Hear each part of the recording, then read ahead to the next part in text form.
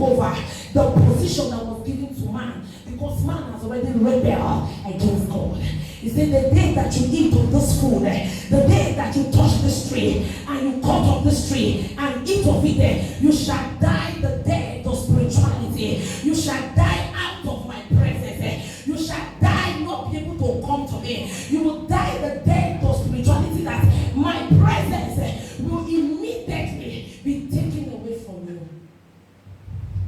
A man that is created by God in the image of God, after his likeness, is to live in his presence. The text that God was saying is that if you rebel against me, if you disobey me, if you are living in sin, you will die out of my presence. I will separate you from me. My presence can never go with you. My presence can never associate with the sinner, with one that breaks the law. My presence cannot associate. Praise the Lord. It says spiritual death, immediate separation from God caused by our rebellion. Immediate separation. A man that is living a life of sin, a man that is living in sin, is that man that has immediately been separated from God's presence. The righteousness is in vain, because the presence of God can never be with you. Was God talking to sinner? In Genesis chapter 2 and verse 16 and 17. Was God talking to sinner? Answer me. Was God talking to sinner? In the Garden of Eden, God was talking to his children.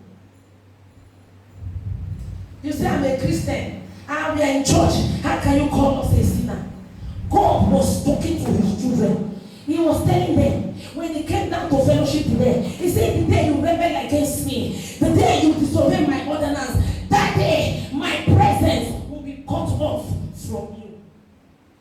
Which is you are a child of God already. Which is you always come before the presence of God. Which is every Sunday you always come to church. Which is you have time between you and God. The time of your fellowship. He said that if you are fellowshipping with me and you are indulging in sin, in secret sin, any sin, be it the way the world will sugarcoat it, in any way that the system wants to present that sin, if you find yourself in that sin, my presence will never be with you. So God is talking to his children.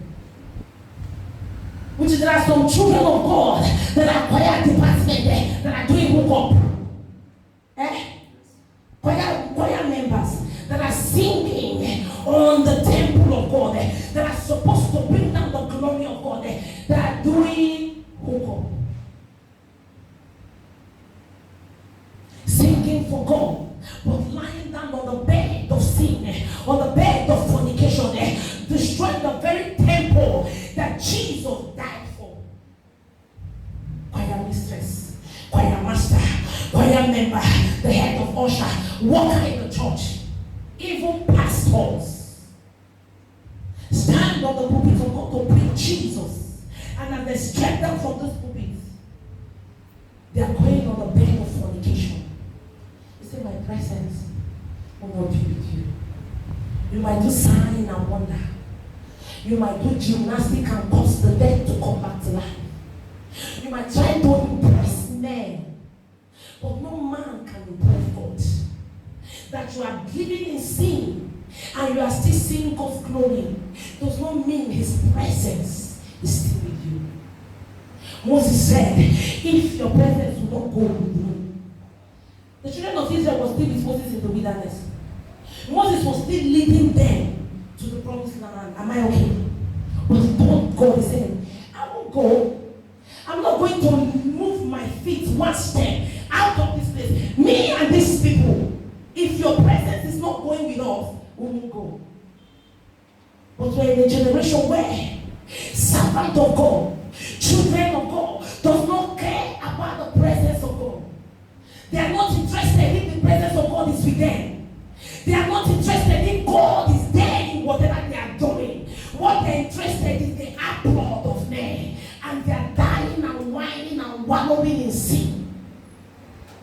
The wages of sin is death. You will die the death of spirituality.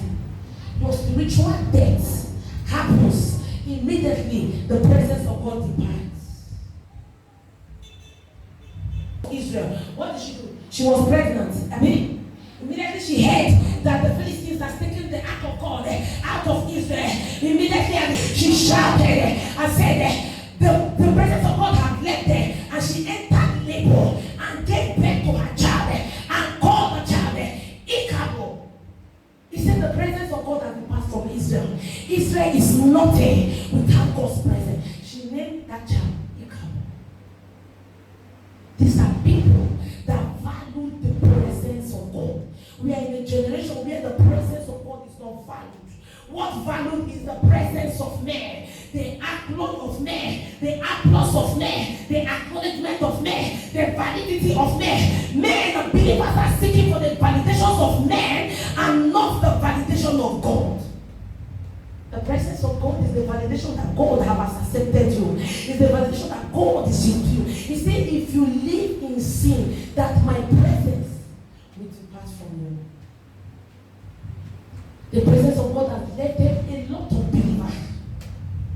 A lot of people speaking dry tongue. Their tongue is dry because the presence of God is no more there anymore. They